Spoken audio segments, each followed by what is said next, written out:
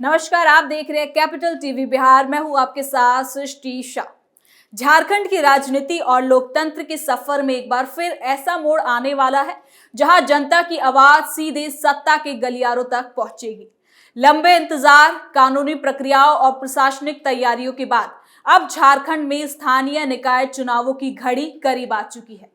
जैसे ही अधिसूचना जारी होगी, शहरों और कस्बों की राजनीति अचानक तेज हो जाएगी और वार्ड से लेकर नगर निगम तक चुनावी सरगर्मियां चरम पर होंगी। ये चुनाव सिर्फ पार्षद या अध्यक्ष चुनने की प्रक्रिया नहीं, बल्कि ये उस भरोसे की वापसी है जो जनता और स्थानीय शासन के बीच पिछले कुछ सालों में कमजोर पड़ा था। जब नगर निकाय प्रशासकों के सहारे चल रहे हैं, तब आम लोगों को यह महसूस हो रहा था कि उनकी समस्याएं कहीं ना कहीं फाइलों में दबकर रह जा रही है। अब लोगों को उम्मीद है कि चुने हुए प्रतिनिधि और उनके मोहल्लों की गलियां, पानी की टंकियां, कूड़े के ढेर और टूटी सड़कों की आवाज बनने वाला है। तो चलिए जरा विस्तार से जानते हैं क्या है ये पूरी खबर।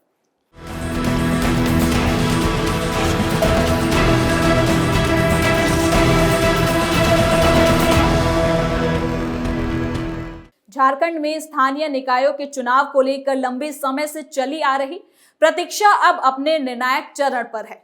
जनवरी 2026 के अंत तक राज्य निर्वाचन आयोग ने आधिकारिक अधिसूचना जारी करने की तैयारी राजनीतिक, प्रशासनिक और सामाजिक स्तर पर हलचल को तेजी कर दी है। ये अधिसूचना जारी होते ही मतदान प्रक्रिया औपचारिक रूप से शुरू हो जाएगी और आदर्श चुनाव आचार संहिता लागू कर दिया जाएगा। इस बार ये चुनाव सिर्फ पारंपरिक लोकतांत्रिक प्रक्रिया तक सीमित नहीं रहेगा, बल्कि ये राज्य की राजनीति की दिशा और स्थानीय प्रशासन की कार्य प्रणाली दोनों की परीक्षा भी माना जा रहा है।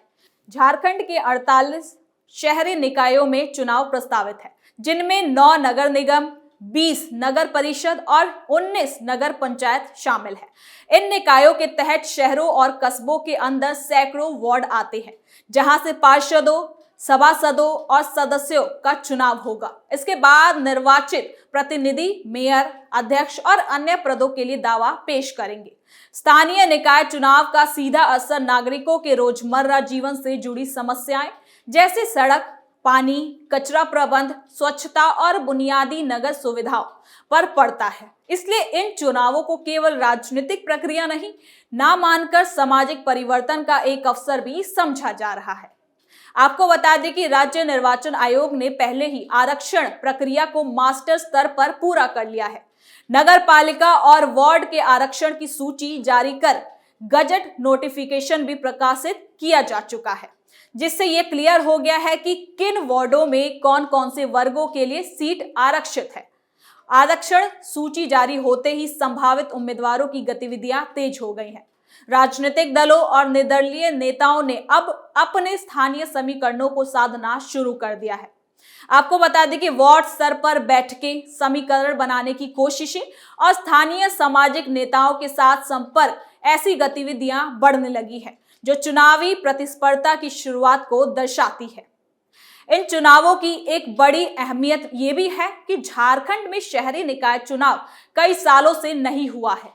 अनेक नगर निकायों को प्रशासकों के माध्यम से चलाया जा रहा था। इससे स्थानीय जनता से जुड़े निर्णायकों में जनता की प्रत्यक्ष भागीदारी कम रह गई।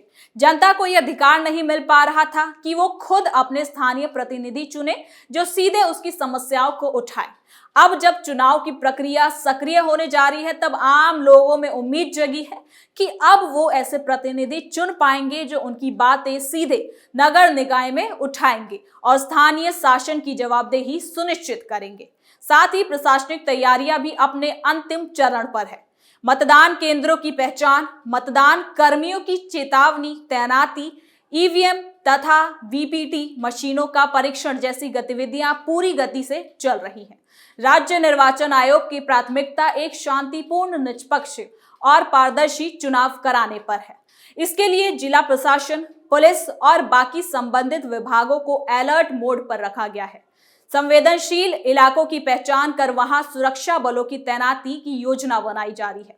साथ ही मतदाता सूची को लेकर भी विशेष प्रयास दिखाई दे रहे हैं। वीएलओ, मतदाता सूची अधिकारी ऐप द्वारा मतदाताओं की जांच की जा रही है। ताकि कोई भी योग्य मतदाता सूची से बाहर ना रह जाए। डिजिटल माध्यम से मतदाता सूची को अपडेट किया जा रहा है और आयोग का दावा है कि बड़ी संख्या में मतदाताओं का सत्यापन पूरा हो चुका है। अंतिम मतदाता सूची तैयारी करने की प्रक्रिया अपने अंतिम चरण में है। ये सुनिश्चित करने के लिए उपाय किए जा रहे हैं कि मतदान के दौरान किसी भी प्रकार की गड़बड़ी या फिर विवाद ना हो जाए और हर मतदाता को शांतिपूर्ण रूप से अपने मत देने का अधिकार मिल सके। साथ ही राजनीतिक दलों के लिए ये चुनाव बेहद खास माना जा रहा है। सत्तारूढ़ दल हो या फिर विपक्ष, सभी ने अपनी अपनी रणनीति पर काम शुरू कर दिया है। स्थानीय निकाय चुनावों को अक्सर बड़े चुनावों के सेमीफाइनल के रूप में देखा जाता है, क्योंकि इसमें जनता का रुझान, स्थानीय मुद्दे और पार्टी की स्वीकार्यता साफ दिखाई देती है। शहरी क्षेत्रों में बेरोजगारी, मासिक महंगाई, पेयजल समस्या, ट्रैफिक सफाई व्यवस्था और भ्रष्टाचार जैसे सवाल आम जनता के लिए खास मुद्दे होते हैं। राजनीतिक दल इन्हीं मुद्दों को लेकर जनता के बीच सक्रिय रूप से जाने की तैयारी कर रहा है और अपनी जनवादी नीतियों को उसका प्रचार कर रहा है। कुछ दलों ने ये भी मांग उठाई है कि स्थानीय निकाय चुनाव में दलीय आधार पर चुनाव चिन्हों का प्रयोग हो, जिससे मतदाता के लिए विकल्प क्लियर हो सके। वहीं कुछ लोग मानते हैं कि स्थानीय चुनावों में उम्मीदवार की व्यक्तिगत प्रतिबद्धता और स्थानीय सेवा का अनुभव ज्यादा मायने रखता है। पार्टी से कहीं अधिक इस मुद्दे पर राजनीतिक बहस भी शहरों और कस्बों में तेज होती जा रही है। हालांकि अंतिम निर्णय राज्य निर्वाचन आयोग और सरकार द्वारा ही लिया जाएगा कि चुनाव चिन्हों के साथ चुनाव होंगे या बेरोजगारी के कारण सीमित रूप से निर्दलीय उम्मीदवारों को प्राथमिकता दी जाएगी। इन चुनावों में तकनीक की भूमिका भी निर्णायक मानी जा रही है। ईवीएम के इस्तेमाल को लेकर आयोग पहले से ही तैयारी कर रहा है ताकि शहरी मतदाता बड़े पैमाने पर मतदान करने के लिए प्रेरित हो। पिछले अनुभव से पता चलता है कि स्थानीय निकाय चुनावों में मतदान प्रतिशत अपेक्षाकृत कम ही रहा है। इस बार आयोग और प्रशासन की कोशिश है कि मतदान प्रतिशत को अधिक से अधिक बढ़ाया जाए ताकि जनता की भागीदारी और लोकतंत्र की मजबूती दोनों ही सुनिश्चित हो सके।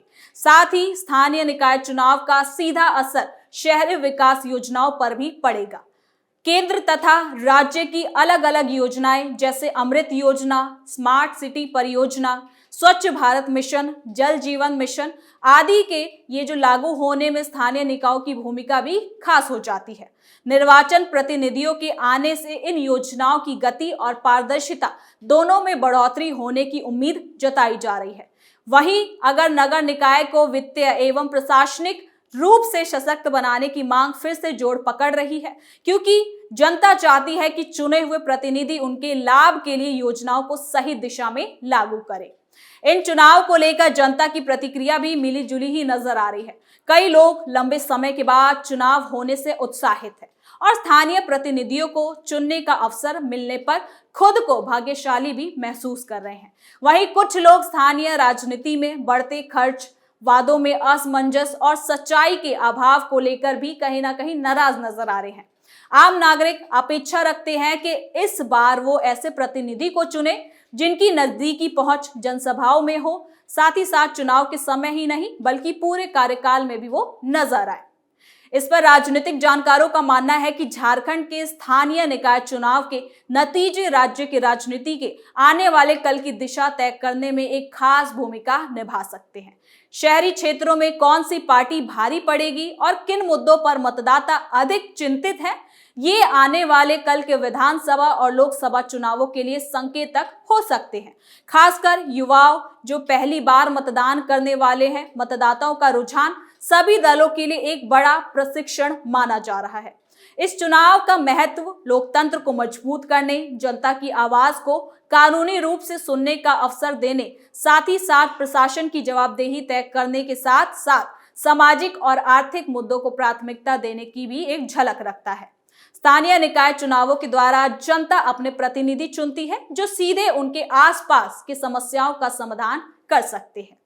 जैसे ही राज्य निर्वाचन आयोग द्वारा अधिसूचना जारी होगी, पूरे झारखंड में उसकी राजनीतिक गतिविधियां चरम पर पहुंच जाएगी। नामांकन पत्र दाखिल करने की प्रक्रिया उम्मीदवारों की सूची, प्रचार अभियान, जनसभाएं, लोक संपर्क कार्यक्रम और अंत में चुनावी दिवस। ये पूरा क्रम न सिर्फ लोकतांत्रिक प्रक्रिया का हिस्सा रहेगा, बल्कि राज्य के राजनीति और प्रशासनिक संस्कृति का प्रतिनिधित्व भी करेगा। साथ ही चुनावी रण की शुरुआत से पहले ही विविध राजनीतिक दलों द्वारा घोषणा पत्र, स्थानीय मुद्दों पर बयान, जनसंपर्क और समीकरण बनाने जैसे कई प्रयास साफ दिखाई दे रहे हैं। अब सबकी निगाहें उस दिन पर टिकी हैं जब झारखंड निर्वाचन आयोग अपनी अधिसूचना जारी करेगा और स्थानीय निकाय चुनावों का औपचारिक बिगुल फूकेगा। यह बिगुल सिर्फ चुनाव की शुरुआत का नहीं, बल्कि लोकतंत्र के जनाधार को और अधिक मजबूत करने का भी संकेत माना जा रहा है।